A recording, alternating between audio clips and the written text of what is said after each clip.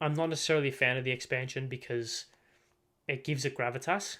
It finds the sweet spot between if you have too many teams, it's who cares about qualification? Just like get through it. And if you have too little teams, it's like, well, it's the same teams every year. The fact that Italy didn't make it, the fact that the Dutch didn't make it last time round, the fact that teams don't necessarily make it every year, teams that you would expect to make it, makes these stories of like Morocco in particular, makes them just even more like exciting and even more entertaining. Hello, everybody, and welcome back to another episode of the Two Footed Tackle podcast. We're back again for another week. I'm your host, Ari Stamatakos. Hope everyone's well. Hope everyone is well. Hope the week has treated everyone kindly, as there's things on my microphone that I should get off. Apologies if that's a disruption to the ears. Probably is. My apologies. But no, we're back again. Thank you for coming back. If this is not your first time, if it is, hello, make sure you subscribe to the Two Footed Tackle podcast. Actually, listen and then decide if you want to subscribe. I'm not going to force you to subscribe, although it would be nice, especially considering we've got just over a month until my 19th birthday, and I would love to hit 400 subscribers. It would mean the world. So if you are listening to this on audio and you haven't subscribed to YouTube, just subscribe. You don't have to listen to it. I mean, it would be nice if you could just like turn it on and just leave it on mute. That'd be great. Just get the views up. But you don't have to listen, but just subscribe, like it, and then do all that good stuff. That would mean the world to me. We're on 386 at the time of recording, I'm pretty sure. So if we could hit 400 by the time my birthday rolls around in a month and a bit time, that would mean the world. So yes, that is all the plugging out of the way. Make sure you subscribe as well. Follow all the socials: TikTok, Instagram, Twitter, and then of course all the audio platforms: Spotify, Anchor, Google Podcast, Apple Podcasts, wherever you get your podcasts. It's there, and of course the Linktree link in both the Instagram and Twitter bio for all your Two Footed Tackle podcasting needs. I think that's it. Yes, we're done. Okay, that's enough for the plugging out of the way. Some other admin stuff. If you haven't noticed from the first 2 minutes of me speaking, I have put Invisalign in my mouth. That sounds really weird. I don't think that's the medical term for it. Basically, I've had Invisalign not implemented. Basically, I've got Invisalign. It's braces, but invisible, technically. So it's just 2 bits of plastic in my mouth surrounding my teeth. Hence why if I've got a lisp for the next 5 months, 6 months, maybe, I apologise. I'm trying to get used to speaking with it. It is painful. It's uncomfortable, but I digress. It is no excuse to not do this. May have a little bit of a lisp, especially when trying to pronounce some S sounds. But no, yeah, I move on. I digress. It is what it is. Just wanted to get that caveat out of the way. But yes, let's kick things off. Let's start this and let's run through what we're gonna do as I drop my phone there. If you've noticed that I keep looking down, it's because I've got the run sheet on my phone. So I don't want to have to like keep switching browsers on my laptop. I've just got the run sheet on my phone, so I know what I'm speaking about. All right, we've got some things to speak about today. Obviously, the first one, as you can tell by the title, is the World Cup. Is the World Cup coverage, World Cup format change, which was finalised throughout the week, which was good. So we'll have a chat about that. We're going to speak on Antonio Conte. We're going to speak about Erling Haaland. We're going to speak on Patrick Viera. Going to speak about some A-League expansion news. The Sydney Derby happened over the weekend, which, as a Victory supporter, pleased me greatly. Victory won over the weekend as well. They lost to Western United, so my prediction wasn't right. But Victory won, which was great. So and then we're going to preview the week, as I'm pretty sure Champions League football is back. Oh no, we'll speak on the Champions League draw as well. Just that's a great memorization. We'll speak on the Champions League draw as well, as I put it in my run sheet so I don't forget. Okay. So yeah, let's kick things off. Speak about the World Cup format change. Now, obviously, throughout the week, it was finalised that the World Cup has changed. Well, for the format has changed. Of course, we all know that it was expanding to 48 teams, 48 teams, 46 teams. What is it? 48 teams, yeah. Expanding to 48 teams, so of course it was going to be a little bit of a different format. This is one of many changes that the World Cup has gone through in recent times, although the most recent change didn't come, I think it might have been the mid-80s, I think maybe the 82 tournament it might have been. It might have been the 82 tournament or maybe the 78 tournament that had the most recent changes, the most recent major changes. So yeah, this is going to be the first proper change to the World Cup in a long time. We have gotten used to this whole 32 teams. We have gotten used to this whole 32 teams, 8 groups type system for a while, but it is going to change. It's going to change in a big way. There will be a lot more games. There will be a lot more teams in it, obviously, and there will be a lot more permutations. Now, of course, the idea behind it was to have a 3-team group, which would obviously make the groups bigger, or in terms of make the number of groups bigger, but it would mean the top 2 go through. I think after the success of the World Cup, or the most previous World Cup in which there was drama happening left, right and centre, I think we all remember that. I think it was Group H with Spain, Germany and Costa Rica and Japan, where at some stage it was Costa Rica and Japan going through on the last day and all this stuff, which was great theatre. So I think FIFA looked at that, and Gianni Infantino looked at that, who has just been elected in his 3rd term as president, which is getting real Sepp Blatter territory, may I say so myself, but I digress. Yeah, it was good to see. That really added to the theatre. I think FIFA looked at that and realised, yeah, we need to change it, and we can't go back to 3 teams. We can't go to 3 teams. So it will be 4 team groups, 12 groups of 4 with 3 games played. Obviously, a maximum of 8 games. So 1 extra game played. Of course, there'll be 1 extra round in the knockout stages. So we'll go from the round of 32 instead of the round of 16. So similar to how the Europa League is formatted. I'm 90% sure anyway. Yeah, of course, because they have the teams dropping down from the Champions League. So yeah, similar. Basically, going to be the Europa League format. There is 104 games, 48 teams. 12 groups of 4, 3 games played, 8 games maximum, up from 7, and 2 teams in each group, plus the 8 best 3rd place teams advance. So similar to how the Euros was, not last year, the year before, or not last time, the time before that, and the previous times before then. The better, or the 8 best 3rd place teams advance.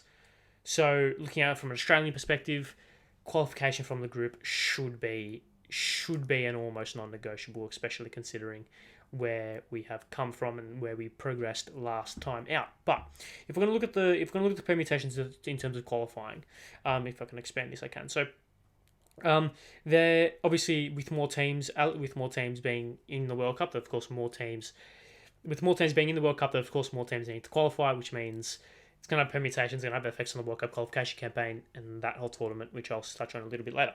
But if we're looking at, of course, the confederations, of course, Asia, CONCACAF, which is North and Central America, South America, Oceania, UEFA, and Africa. If we looked at the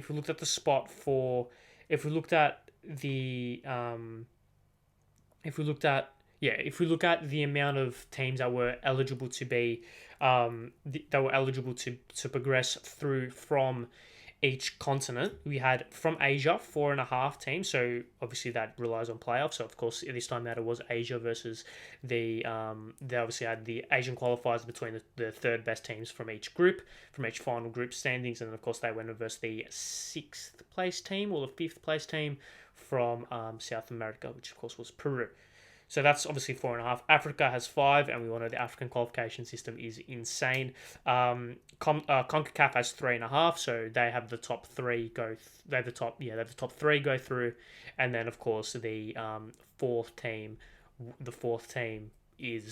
goes through to the qualifiers with Oceania, who have 0.5, so they don't have a guaranteed spot. They do now. South America has 4.5, exactly the same with Asia.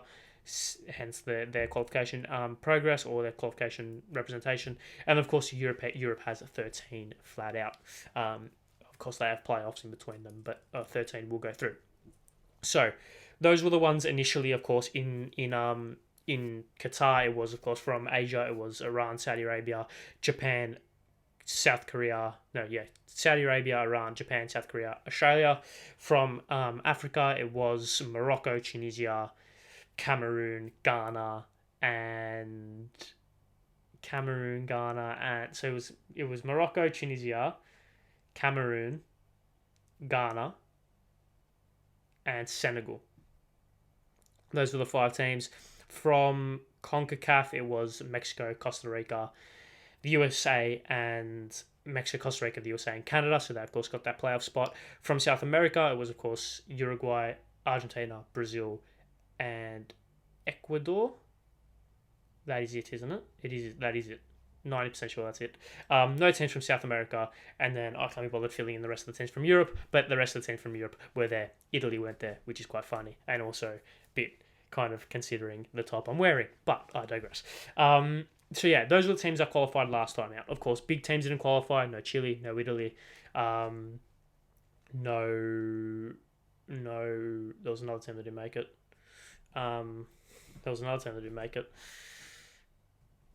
I don't know, but we all know the big guns that didn't make it. Colombia as well. So yeah, we all know the big team that didn't make it. No Greece as well, unfortunately, which hopefully this changes, considering, actually it probably won't, considering the teams that, all the spots that actually go up.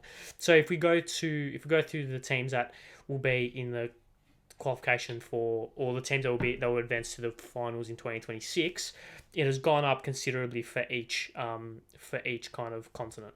So for Asia now has 8 1/3, Africa has 9 1/3, CONCACAF has 6 2/3, CONMEBOL has 6 1/3, Oceania has 1 1/3, and UEFA has 16 flat out. So UEFA has +3, Oceania has +1 1/3, CONMEBOL has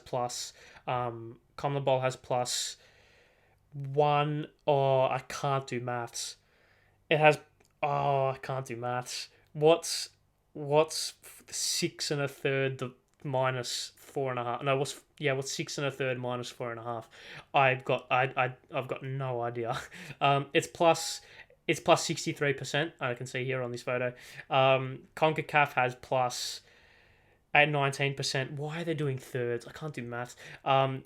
Africa has plus 4 1/3, and Asia has plus 18%, because I can't do maths. I can't figure it out, the whole number. But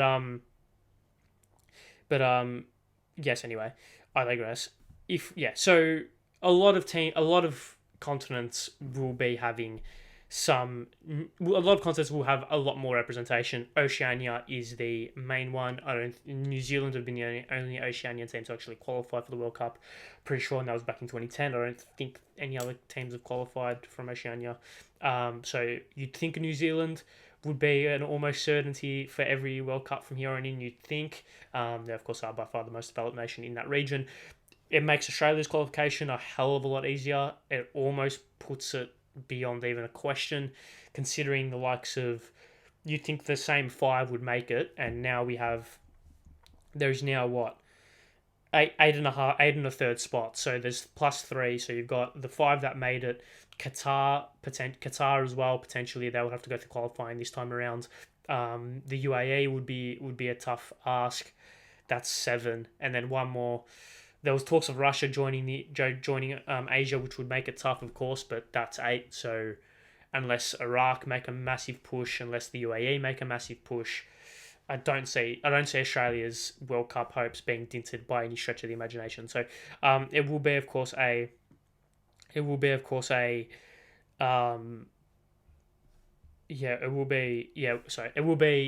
should be very easy for Australia to qualify. There is now no excuse for Australia not to qualify for every World Cup from here on in. Of course, unless something drastic happens in the near future, but barring that, it should be kind of a non-negotiable. It also makes the likes of Italy, who missed out, obviously, missed out in the last 2, which is insane. It should make them an almost guarantee, considering. And it should make... We really shouldn't be seeing any big nations not qualify now, which is a little bit disappointing, and this is why I want to touch on this, particularly in the... from the lens of the World Cup qualification, particularly from the World Cup qualification lens, because I know I haven't really spoken about World Cup qualification that much on this podcast, but I obviously have expressed my love for the World Cup, and I covered it in depth. There's that Invisalign coming in to not allow me to say words properly. But yeah, I covered the World Cup in depth when it happened, of course, for those who have been long-time subscribers, you would know, and if not, go back and look at it. I did a podcast for every single match day. You can see my tiredness and my voice and my enthusiasm slowly just dip across that month and a half, which was a bit insane looking back on it, especially not getting any sleep and basically running off 3 hours, 4 hours sleep for a whole month. Was pretty mental, but I wouldn't change for the world. I think I loved it, so it was great. And considering the nature of the tournament as well, it was a pretty entertaining tournament, if I say so myself. But I digress.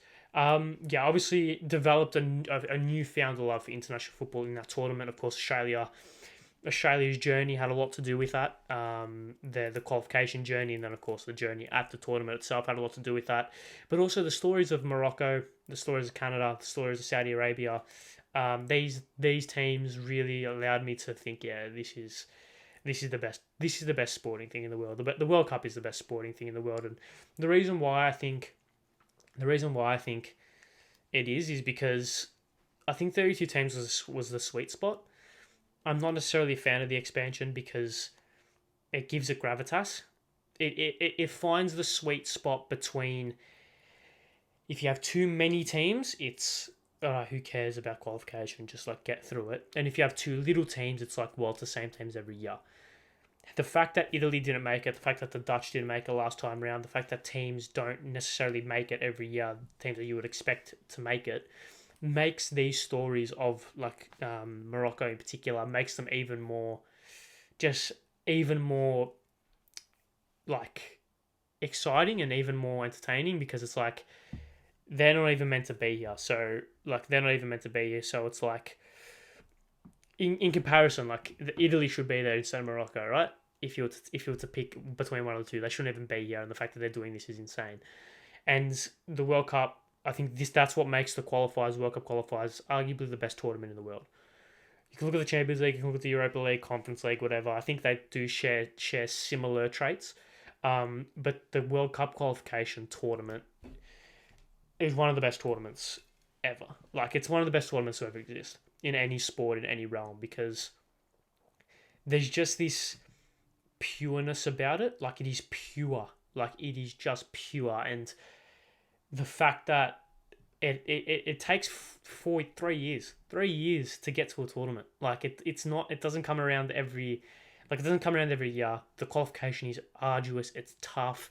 Even looking at it from an Australian perspective, it went all the way through COVID, playing like 3 home games in the entire qualification campaign or whatever it was.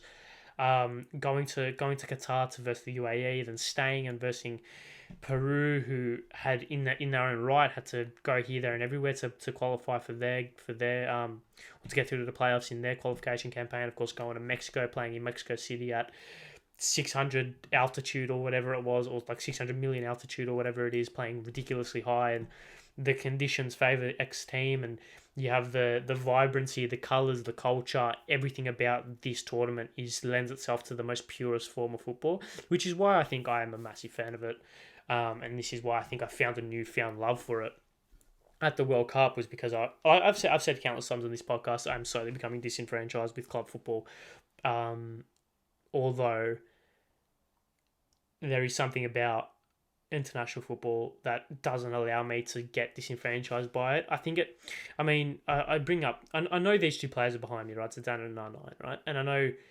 they're in their respective international kits.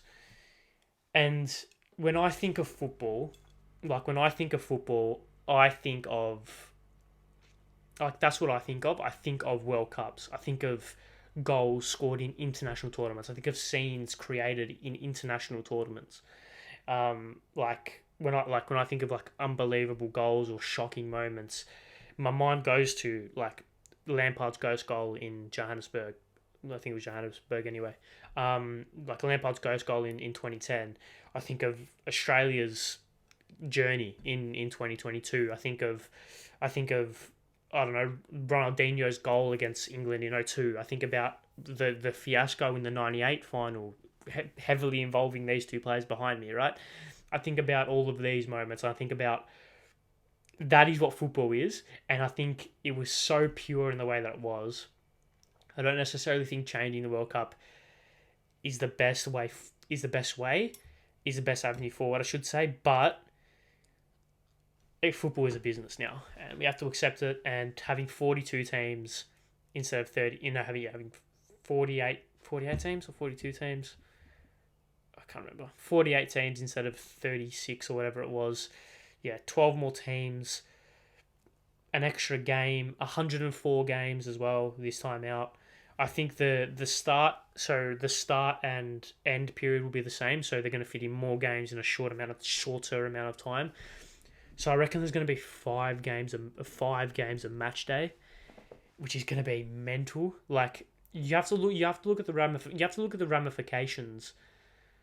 look at the ramifications of this, right? Because a lot can happen. Like a lot can happen, of course. Like when we look at the ramifications and we look maybe at the kind of look at the I don't want to say look at the ripple effect, but because that is one of my favorite podcasts. It's called The Ripple Effect and it's by James Alcott, right? But I don't want to use that term, but when we think about it, we have to think about what this effect could have like on football, right? Because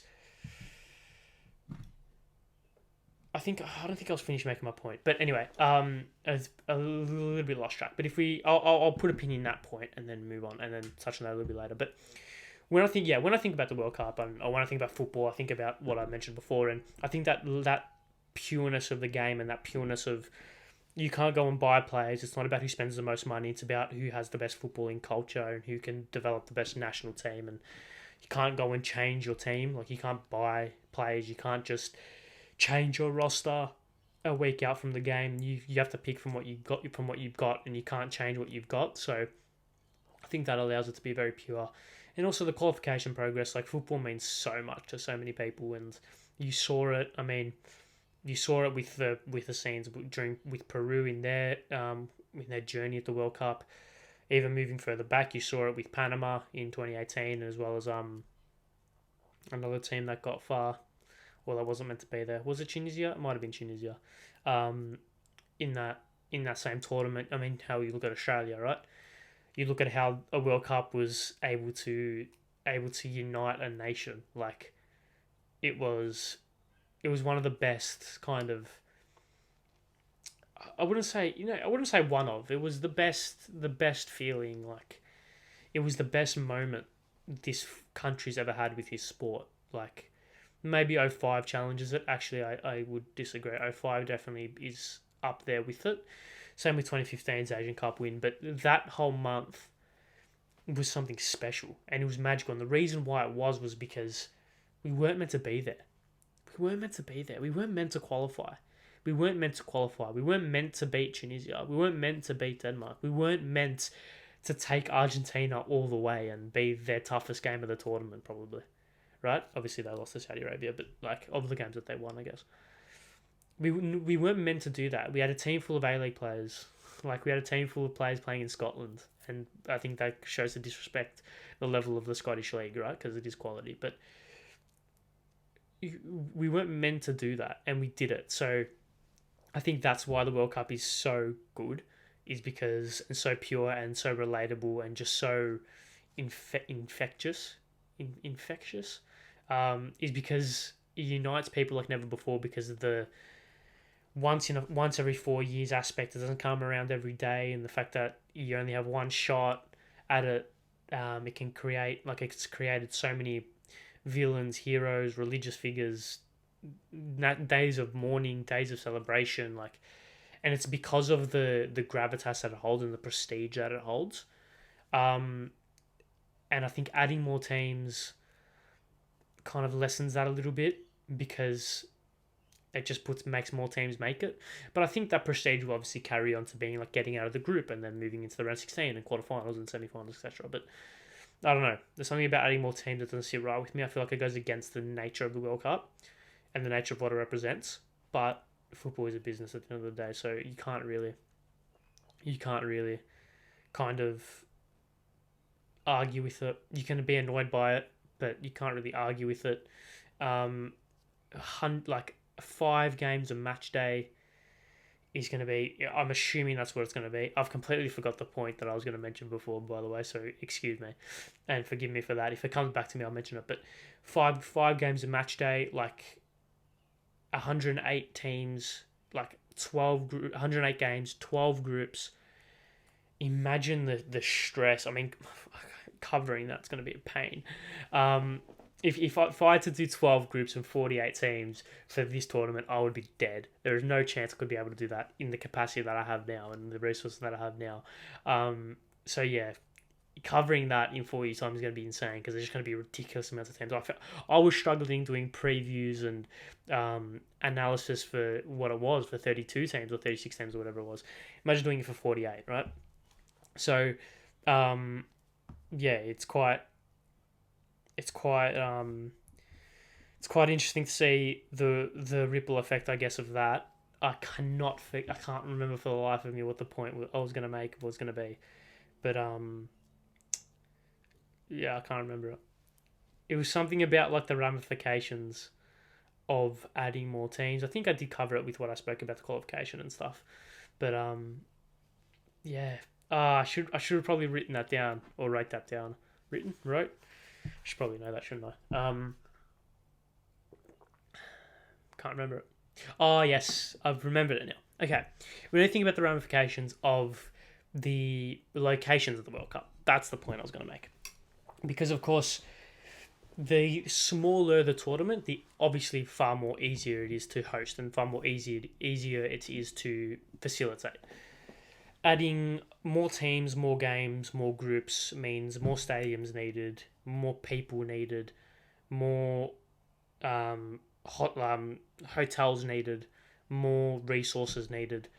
So I think we are gone of the days that I think we're gone of the days in which one country can host a World Cup, which is a shame, which is a massive shame because once again, that's what the World Cup is about. Like when I think about the World Cup, I think about South Africa. I think about the Vuvuzelas. I think about Brazil and the Jubilani ball and the Brazuca ball, or the Jubilani ball was obviously 4 years previous. But I think about the backdrop of the beaches and Rio and the stadiums and the Maracanã and all these the aura around like the branding of the World Cup. Like it was the branding of the 2010 World Cup was very, very iconic. Similarly in 2014, very, very iconic. 2018, it was as well to a lesser extent, but I still think it is very iconic. 2022, I felt like I lost it a little bit. Potentially has something to do with the country that actually hosted it, but even if you go back further, everyone thinks about like USA 94 and they think about that, and everyone thinks about Italia 90 and everything and what that represented, and obviously France 98 and Japan Korea 02 and Germany 06, right? So everyone has these iconic images of these tournaments and what they represented and their branding and their aura and their feeling, because that's what the World Cup is. It's a representation of a community. It's a representation of a culture that's inviting everyone else for this festival and this party of football. I think adding more teams, making it harder to host, I think we're just going to get more and more commercialized hosts rather than football hosts, if that makes sense. And no disrespect to the nations, I just think it's going to be far more commercialized because it has to be. And it has to have more people involved, which loses that sense of community. Because, like, imagine how cool a World Cup would be if Spain hosted it.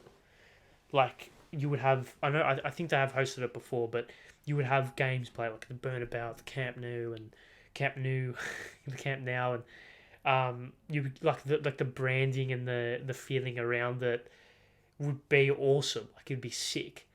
But when you add Portugal and now Morocco, no longer Ukraine, to it, it's like yeah, it's good, but it's like three of them, like three countries. I get it, you need it because Spain doesn't have an infinite amount of stadiums, but I don't know, like there is something just missing for me for that. Like, let's look at the potential, like the host bids, right? World Cup. I don't think the 2032 has, or the 2030 has been finalized yet. Potential bids. Yeah, so please have a graphic that I can reference. Yeah, so we're getting from the confirmed bids for the 2030 World Cup. You've got Uruguay, Argentina, Paraguay, and Chile. Location wise, that's good from all accounts. They are all on the southeast side of South America.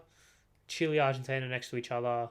Uruguay's quite close. I'm pretty sure Paraguay's quite close as well. So I think location-wise that makes sense. We're not talking Spain, Portugal, and then Uruguay, and then Ukraine, which is 60 million kilometers away from them, right? So I think that's good. But once again, like, what's the brand? Like, what's its brand? What is its what is that World Cup's brand? Spain, Portugal, Morocco. I obviously mentioned. Egypt, Greece, and Saudi Arabia. I mean, fucking come on, like, come on. What is that? Like, on it, like, speaking as a like second generation Greek Australian, right? I would adore Greece to host a World Cup in any respect. I would go. I would spend a month in Greece. It would be the best. It would be awesome, right? It would be sick from a personal perspective. However, it's just shit. Like, it's just shit. Like, Saudi Arabia, Egypt, Greece, the first World Cup hosted in 3 continents. I guess it really is the World Cup in that respect, but I mean, come on. Like, it just doesn't work. It just doesn't work for me. I just don't like it. And then you've got the abandoned bids. Morocco, I wonder why they abandoned it. Romania, Greece, Bulgaria, and Serbia, same thing. I mean, I get it. You can kind of tie it to like a Balkan type thing, or whatever you want to call it, yeah. But I don't know. And then England, Northern Ireland, the whole of the United Kingdom plus Ireland was another bid. I think I have to say that, otherwise anyone Irish would get quite offended. No, that's the 2030 bids. 2034, I don't know if there's been bids for it. Okay, so expression. Here we go. This is the one that I was looking at the other day and really annoyed me. Expressed interest in bidding below. So you've got from Asia, you've got Brunei, Cambodia, Indonesia, Laos, Malaysia, Myanmar, Philippines, Singapore, Thailand, and Vietnam. All of those countries hosting a World Cup. I'm sorry, that'd be the shittest World Cup of all time. With all due respect, that would be awful. You've got China expressing interest. I mean, of course, they have Japan, South Korea. That's fine. They did it, but too, and it was great. And then you've got North Korea as well. So it's yeah, that is something. You've got Asia / Oceania. You've got Australia with New Zealand and or Indonesia. Of course, Australia and New Zealand are hosting the Women's World Cup earlier or later this year, which will be a great litmus test as to how a potential Men's World Cup could go. Obviously, the Women's World Cup is a fantastic tournament in its own right, don't get me wrong, and it's going to be a fantastic event. I fingers crossed it's all run smoothly, but that's potentially something. And then in Africa, you've got Zimbabwe, Egypt, and Nigeria all putting in separate bids. Once again, I digress. I am really I digress. I am really just concerned about the potential of the World Cup from a purist perspective. From a purist perspective, I'm concerned about it, and from a business perspective, it's going to be gangbusters. It's going to go gangbusters. So you can't blame them. But from a purist perspective, I don't know. There's something about it that doesn't really fill me with too much hope. But I say but as if we've allowed FIFA to give us, as if FIFA have given us the ability to give them faith. I mean, the Qatar World Cup was run pretty smoothly, barring obviously some very, very dumb shit that happened throughout it. But yeah, it was run pretty smoothly. I think they benefited from it being during the season because games were really good because players were all match fit. So I don't necessarily think that's something that they can hold their head high on.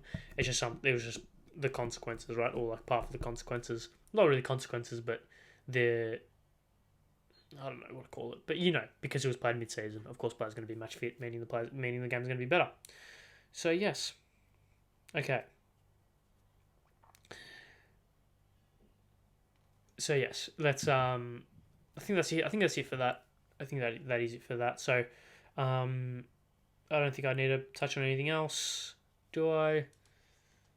No, I think we're fine. I think we're alright. Yeah. World Cup format change. Sick. That is it. I'm going to take a break quickly because my voice is a bit sore and also my teeth are a bit sore. So, yeah. Excuse me for a moment.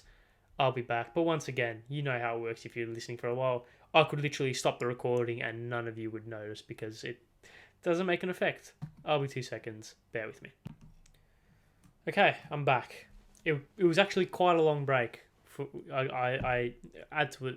I was getting on a call. I got on a call and it's quite a long break. So I think it's been about 15 minutes since I last spoke. But yeah, it was a slightly longer break than I intended. But anyways, let's move on as we touch on the next thing on my run sheet, which is Antonio Conte. Now, it was, I think, after the press conference, again, after Tottenham's come from behind loss, if that makes sense. No, draw. No, they were 3-1 up and they drew 3-3 against Southampton away from home, I think, which was the most Spursy thing in the world. And Antonio Conte basically came out and slammed the club in their post-game presser, which is interesting. Now, we all know Conte, and I feel like I need to speak about this. We all know Conte is like a very tumultuous in a sense. He's very kind of split. He splits a lot of people. People like him. Some people like him. Some people don't. Some people think he's good for the game. Some people don't. Some people think he's good for the game. Some people think he isn't. Some people think he's a good manager for their club. Some people think he isn't. What we do know is that historically he gets results. And we saw that at Chelsea. We saw that at a bunch of other clubs he's been at. He gets results more often than not. And people thought that he'd come to Spurs and do the same. Of course, when you look at the squad that he's got, Kane up front with Son, pretty good midfield players. Of course, Højbjerg was a very, very shrewd signing and started his Spurs career off quite well. Defence does leave a little bit to be desired, but they're pretty good in most areas, and a lot of people thought that in his tenure, he would be able to get them at least a trophy, FA Cup, League Cup, or whatever, right? Of course, we all know the closest they've come to a trophy since 08, where they beat Chelsea in the League Cup final. Jonathan Woodgate, Jeez, you've given them that. I would say I'll never forget you. I'll never forgive you, but I mean, it is what it is. Yeah, obviously it was a Champions League final on the potch. So Spurs have been starved of success for a long time, and people thought that Conte would be the man to come in and fix that. People did think the same again about Jose Mourinho. We all know he was sacked days before a League Cup final, which confused a lot of people, considering that he's the master tactician in finals and he's a manager that wins finals. So I don't think this Conte spell at Tottenham has gone in the way that a lot of people thought that it would. He is a manager that needs almost everything to go right for him to really excel. And when things aren't going his way, he does find it a little bit tricky to overcome obstacles. And we've seen now that he had a massive dig at Tottenham, massive dig at his own club, basically complaining about the culture, complaining about the kind of atmosphere, the culture, everything, and it said a lot. I think it said a lot. It did say a lot about him. It says a lot about the club, and it says a lot about their potential hopes. Speaking as a Chelsea supporter, yes, I love to see Spurs capitulate, but realistically, the better Spurs are, it's better for the league. They are one of the premier clubs. They're not the best club in the league, and they aren't the most successful. But when Spurs are doing well, it's more often than not a good thing for the league, right? So, it's more often not a good thing for the league. So, and it also creates the derbies, the rivalries, etc., which is good, right? However, I don't think that Spurs are in a position where they can be picky and where they can be choosy. They need to get the best that they can get. And Conte was the best that they could get. However, when you have the best, you need to uphold their expectations. You need to uphold the kind of things that they want, if that makes sense. I don't think... I think I said this when he came in. I don't think Conte was ever going to work at Spurs.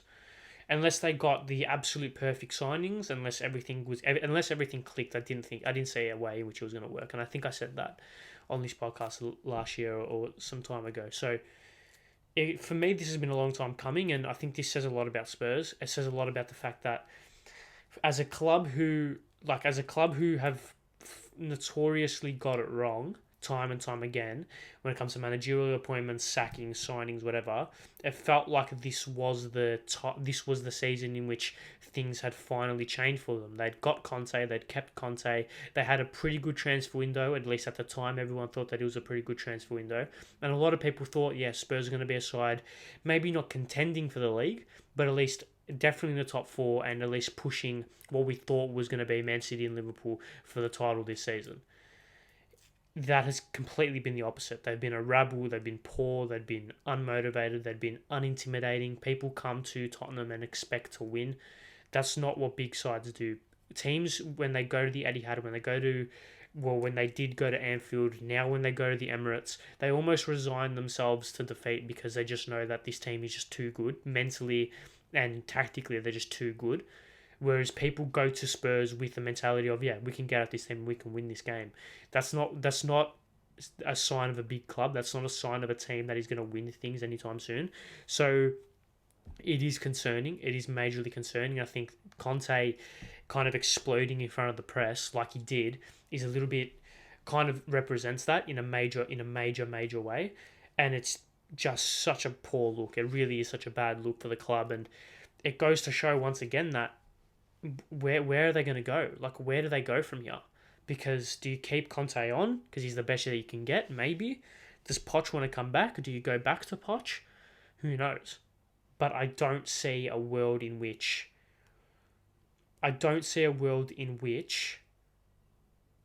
that Conte works. I don't see a world in which he works for the long term. For the short term, maybe he may get them top four.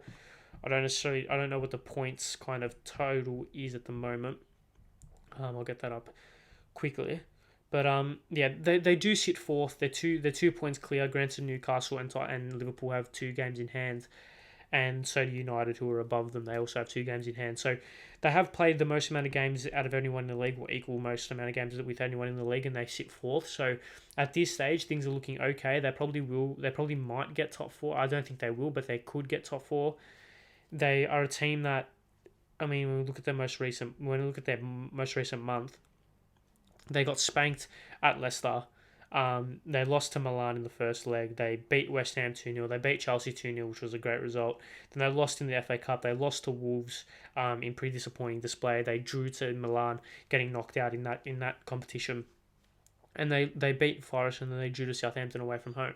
It's been a not a good month. Not a good month in the slightest. And funnily enough, this comes off the back of them winning against Man City. So it is a very just weird club to be at right now, and a weird club to kind of look at when you have such a cognitive dissonance between the fans, the club, and the board, and the coach, and the players. No one seems aligned. I don't see it working long term. I never saw it working long term. I think this has just been the kind of the almost inevitable downfall in a sense, or inevitable reaction to what I thought was a squad filled with upheaval or potential upheaval at least, and a club filled with at least potential upheaval, which is what I think Tottenham are and what I think Tottenham have been for quite a long time. So I don't know where they go from here. Like I said, it's going to be one of those things, right, where should he get sacked? I don't know. Will he get sacked? I don't know. Should they go and get Poch? Probably not. Who else is there for them to get? I don't know. I think it's just a wait and see. Potentially wait till the end of the season and just see how things go. But I don't necessarily think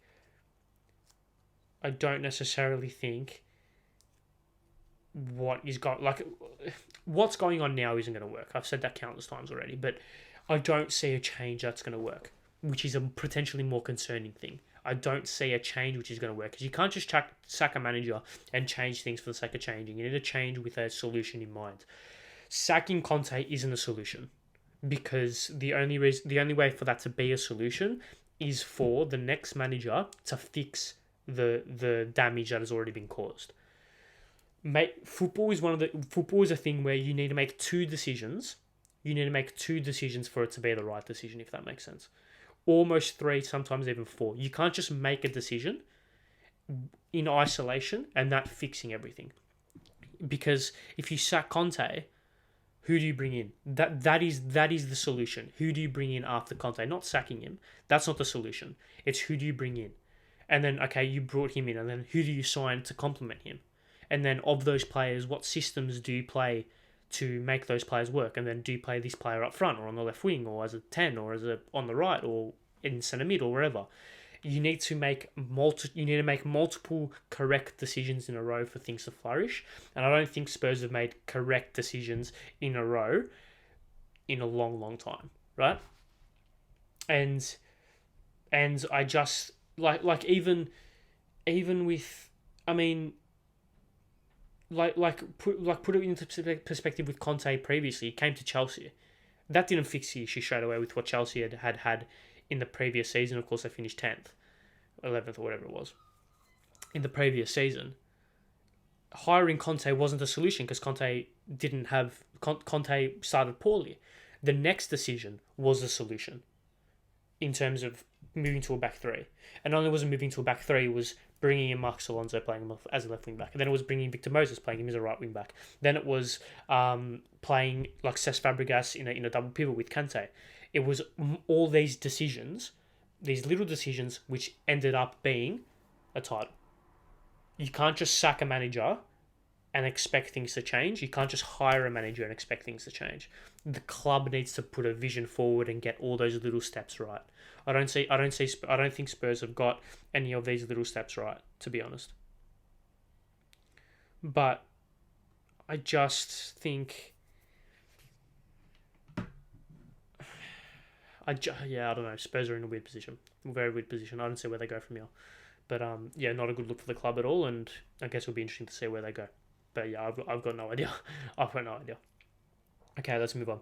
Let's speak on Patrick Viera quickly. I don't want to speak about this too long because I do want to touch on some A-League things a little bit later as well. And I don't want this to go over an hour if I can help it. So, Vieira sacked. Oh yeah, forgot. Let's speak about Haaland. Haaland's a bit good, isn't he?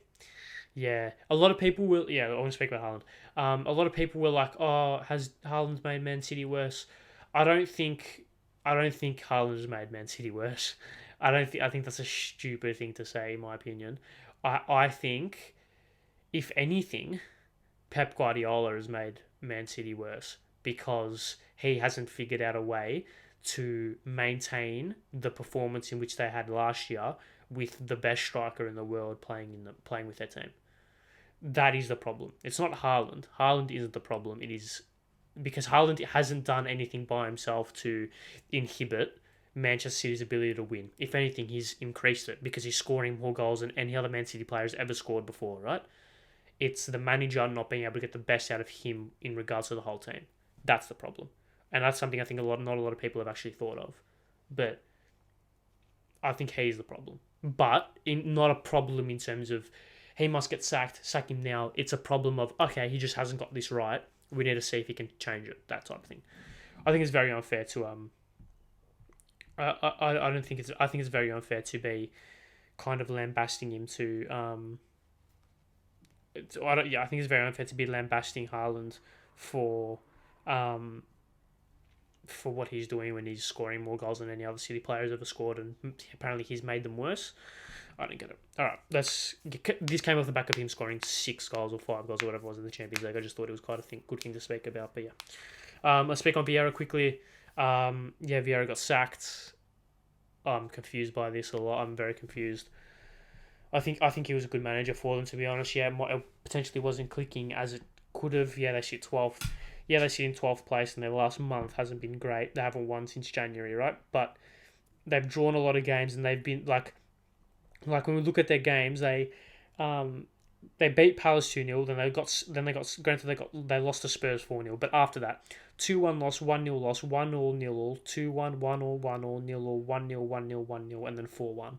So it's quite ironic that the game that Vieira doesn't coach and the game after he gets sacked, they suffer their heaviest defeat in a competitive game since October, where they lost 3-0 to Everton. But that's probably on par with them.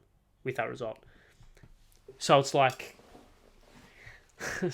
I'm sorry, the apple doesn't fall far from the tree. I think it was a boneheaded decision. Yeah, it wasn't working as it is right now, but you have to have the faith. And the fact that they just got rid of him like that, even after the results haven't been that bad, and don't allow him to get through this poor period this poor period of form, I should say, until the end of the season, or until they are really in a relegation battle, is poor form from them. Poor form from them. I don't understand the decision. I really don't. It's confusing to me. Hence why, like, yeah. Hence why I just don't. And sorry, apologies. And yeah.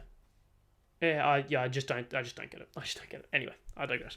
Let's move on. Let's speak on the Champions League draw quickly. I'm just going to give my quick predictions. Oh, I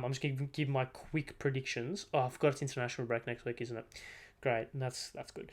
I'm going to give my quick predictions. Oh yeah, the Socceroos squad got announced, didn't it? I should probably have covered that.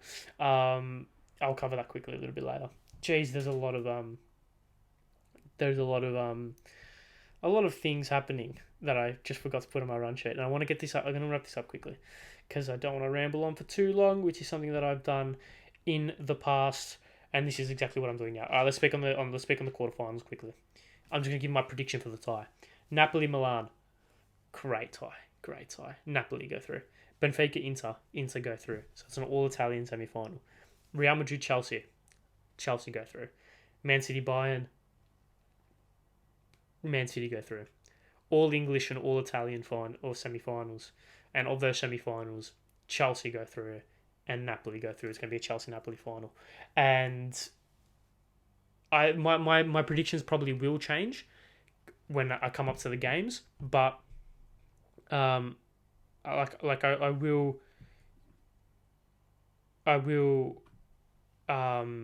kind of, I don't know how to say it. I will change my predictions based on the game state, obviously. So if Real Madrid win the first leg 6-0, I'm not going to predict Chelsea to win. So yeah, there you go. So yeah, let's move on. And let's speak on Australian football quickly. Expansion got announced. Auckland and Canberra for not next season, the season after, and then there's going to be 2 more teams the season after that. Just quickly, because I want to wrap this up quickly, I spoke too long on the World Cup. Canberra, good, very good, should have already been in the league already. The fact that they aren't is a joke. I assume it's going to be just a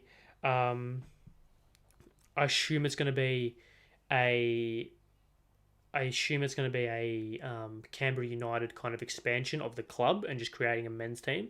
So I think that's what it's going to be. I hope it's that because they've already got an established fan base, established ground, community, badge, colours, culture, vibes, everything. Everything about Canberra United is already set in stone, so just create a men's team and it should be okay. I think they're going to be a very, very handy addition, and I think it's going to be good for the league. Auckland, a little bit different. I don't really understand it, considering that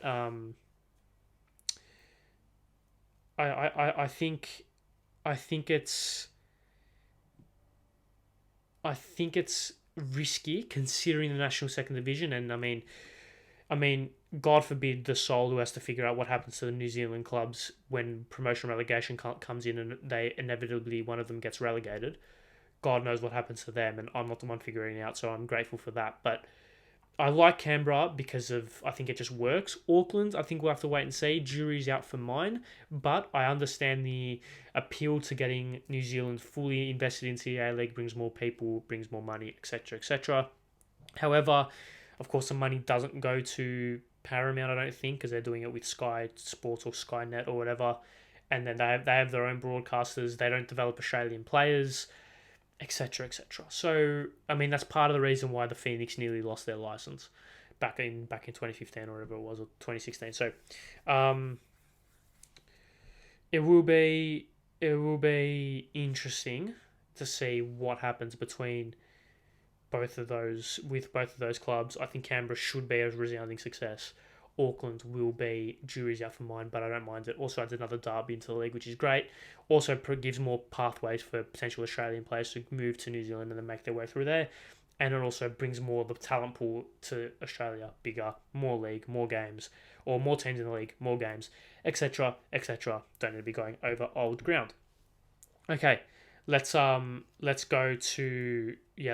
to what was the Sydney derby over the weekend. 4-0 win for Western Sydney. And, I mean, really, do we have to touch on Corica? Because surely his time's ticking, right? Surely his time's ticking. I don't see a way in which he keeps his job. I don't see a way in which Steve Corica keeps his job. I think his job is untenable. When we look at his managerial career, I mean, a lot of it is very underwhelming, right? And I know he had success early on, but you could look at it and say, yeah, that was obviously with Arnie's squad and Arnie's tactics, etc. The further we've moved away from that era, the worse they've got. There's just something about him that just doesn't click for me. Yeah, there's something about him that doesn't click for me. When we look at the table, of course they got spanked 4-0, and they are they still sit in sixth place. Western United, Macarthur, and Newcastle all are breathing down their neck. Same with Perth and even Brisbane to a lesser extent, right? They're breathing down their neck. It will be very interesting to see whether or not he keeps it. I think if they don't make finals, he has to go. If Sydney don't make finals, his job is absolutely untenable and has to go. I think it's a matter of time, personally. I don't think they'll make finals. I think there are a couple of teams better than them that sit outside of the top six that will eventually make their way through. I think his job is untenable, and I think his time is slowly coming to an end. And it would be interesting to see what replacement they go and get, because of course there are some other A-League coaches that are performing very well that could appreciate that step up to a bigger club like Sydney. Similar respect to Melbourne Victory as well, which could potentially happen.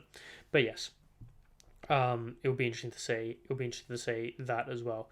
If we move on to some other results, just same old really. A-League ticking along nicely. Brisbane won. Newcastle and Perth played a pretty entertaining 2-2 draw. Victory won a game. What a surprise. Romero scored, which was great. And, of course, City dropped points, surprisingly, to Macarthur. So that's the first time. That's the first draw in quite a while. Yeah, the first draw since the 29th of Jan. So, yeah, City look very fallible. City looking very fallible in recent weeks in comparison to their starts or their form at the start of the league in particular. Let's go to let's speak on the Socceroos squad quickly, because I probably should have put that in my run sheet. Let's speak on the squad. So we've got of course this is the squad for the two games against Ecuador in Sydney and Melbourne on the 24th and the 28th of March. In goal, we got Gauchi, Ryan, Redmayne. In defence, we got Atkinson, Beige, Boss, Deganek, Deng, Raul, Suter, right. In midfield, we got Bacchus, Devlin, McGree, Metcalf, Moy, Irvine, Aidan O'Neill, Alexander Robertson, Brendan Borello, Jason Cummings, Mitchell Duke, Garain Quoll, Craig Goodwin, Owen Mabil, Marco Tilio, with Nestori Irakunda as a train-on. Notes, Ryan Strain in for Aaron Moy, who's picked up a back injury, I believe. So, yeah, Strain is in. The lineup that I would like to see, just quickly, considering it's a friendly, I would love to see some experimentation. So, I would go with Gauchi in goal, why not? I'd go with Gauchi. I'd go with Atkinson, Boss, Rouse, and Deng. Fuck it. Give me Bacchus sitting with Metcalf ahead alongside Robertson. Give me Borello on the right, give me McGree on the left, and give me the cum dog up front. Why not? And then obviously like I don't like, as much as I love like Suter and all the players that played at the World Cup, right? Like Goodwin and Duke and all this stuff. I would like to see some experimentation. So I would love to see Deng get some minutes. I would love to see O'Neill and Robertson get some minutes. Barello, Qual some starting minutes, and Tilio as well. They're the players that I would love to see some starting minutes. I think it's a very, very solid squad. Ryan Strainer as well as a player who I'd like to see get minutes as well, considering that he's in the squad. But yeah, I think it's a solid squad. 2 games against Ecuador, should get 4 points. I know it's friendlies, but if we should get at least 4 points from that, if we're honest, both at home. I should be going to the one against. Should be going to the one in Melbourne. Although I think I may be. It's on a Monday night, isn't it? It's on a Monday night. I don't think I can because I've got this to do. It's on a Tuesday night. I might be able to. I've got uni the next day, sure, but I might not go to uni. I'll figure it out. I probably will end up going. I'll let you know if I do. I'll let you know. I'll probably tweet out if I'm going. So follow me on Twitter, and then you'll see that. But yeah. There you go. That's the squad. I like the squad. I'm not taking too much into it in terms of potential players that could get called up for the Asian Cup because it's friendlies, and although I like the experimentation of it. I like that it's not the exact same squad that went to the World Cup. But yes, there you go. All right, let's move on. Let's go with the preview, and of course it is international break, so not a lot to speak about, or nothing to speak about. In fact, Italy, England is good. Greece are playing Gibraltar, so hopefully they can get the dub. But yeah, apart from that, nothing to speak about. All right. Thank you very much for watching. Tick over an hour, which is the length that I want it to be, this podcast to be out. But I spoke about the World Cup for ages, so I had to rush through the end of it. I really could have been here for an hour and a half, but I decided against it. All right. Thank you very much for watching another episode of the TFTPod podcast. Thank you. Make sure you subscribe. Do all that good stuff, like I said at the beginning. Linktree bio in the Linktree link, I should say.